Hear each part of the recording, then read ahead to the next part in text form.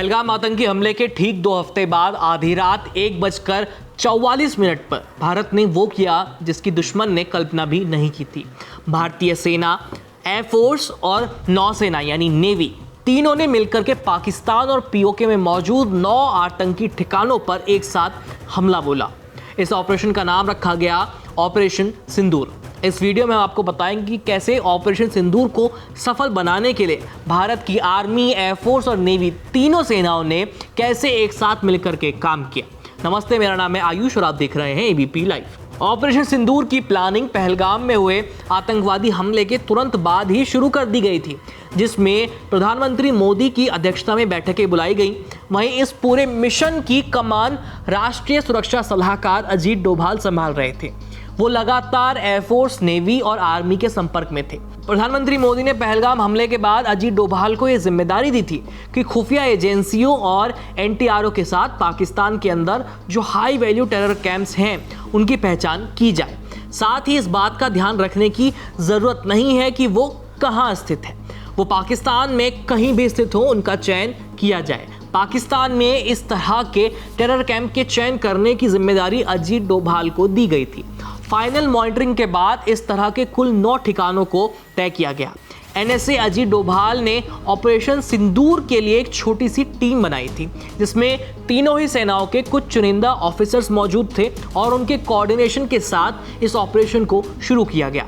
इसके बाद 9 high value ठिकानों की मॉनिटरिंग की गई और उन्हें सर्विलांस पर डाला गया, ये देखने के लिए कि क्या जिस तरीके की बात कही गई है वैसा वाकई सही है या नहीं, और वो हाई वैल्यू टारगेट भी है या नहीं। पाकिस्तान के ऐसी जगह पर कार्रवाई करने की योजना थी कि आतंकवाद को चोट मिले।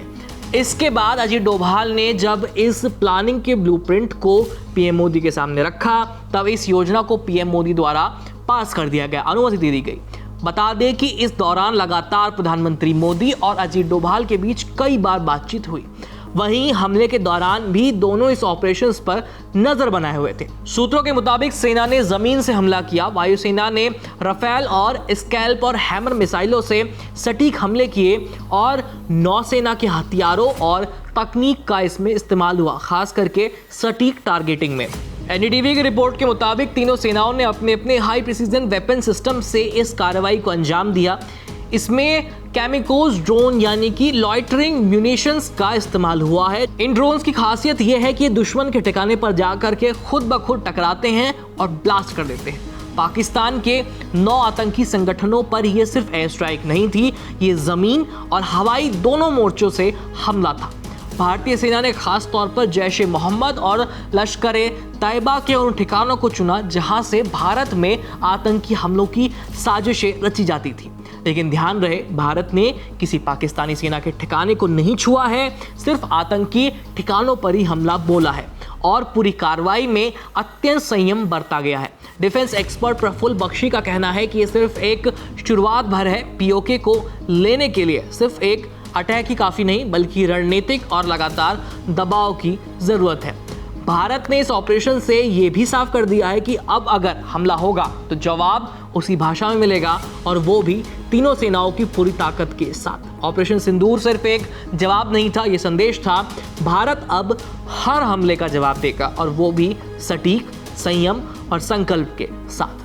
खैर, इस पूरे मुद्दे पर आप क्या राय रखते हैं हमें कमेंट सेक्शन में लिखकर भेजिए। मेरा नाम है आयुष, मिलते हैं अगले वीडियो में। धन्यवाद।